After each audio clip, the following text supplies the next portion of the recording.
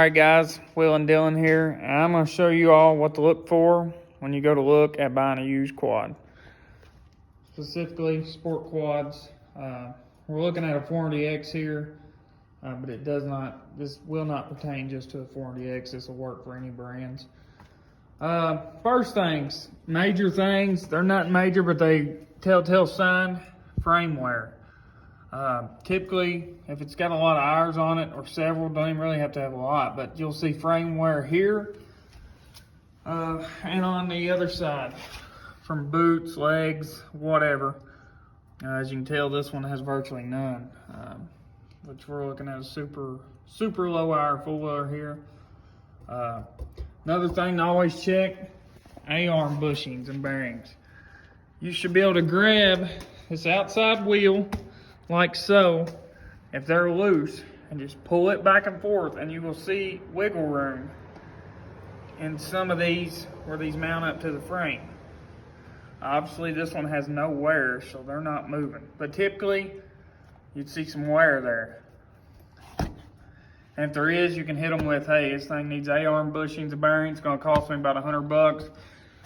If they're negotiable and reasonable, you can drop them some. Next thing, steering stem bushings, which is here, and bearing, which is down here in your frame.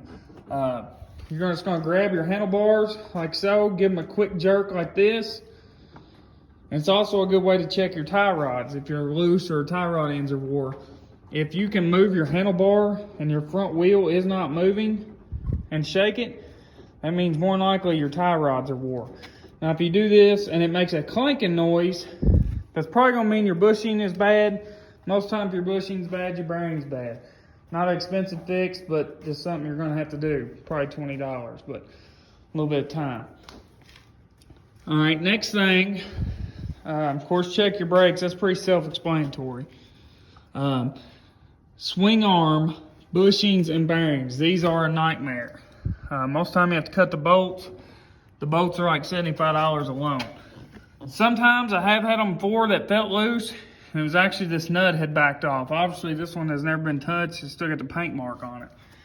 But to check this, you're going to want to grab this rear bumper in the corner, either one, whichever. I'm right-handed, so I'm going to grab it on the left side. Pull this four-wheeler towards you, and stand on the side where you can see if it's got any movement down in here. If you're not getting any movement there, chances are it's pretty tight. Most time when they're wore out, that means the quad's been rode and abused pretty bad, because it takes several hours to wear one of those out. Telltale sign of a goon riding one, your rear bumper scratched all up from riding wheelies. No scratches here. So, other than that, carrier bearings and check oil. I will show you all what I do for carrier bearings. 1 second here, let me get the jack. Should have had this ready, but that's my bad. May edit this part of the video out. Get your jack underneath your rear swing arm. Jack your rear end up. If you've not got a jack when you're looking at an ATV, grab a concrete block or something.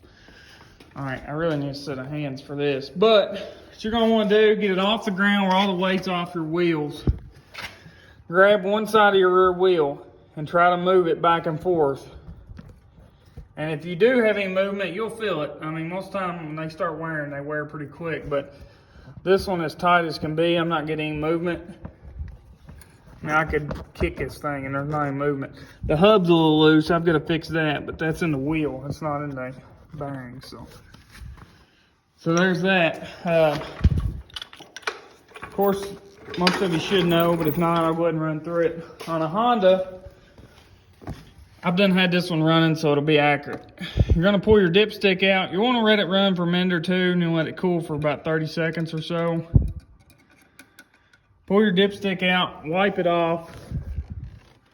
You wanna stick the dipstick in, do not screw it in. Stick it in, pull it out, check it. It's good, clean, upper.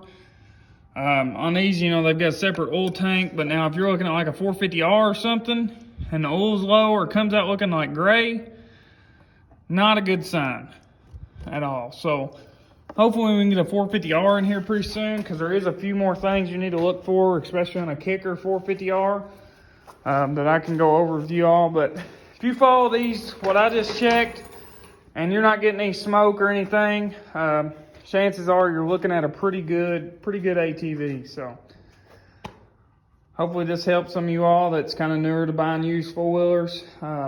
These are just kind of the things that I go by. Appreciate it.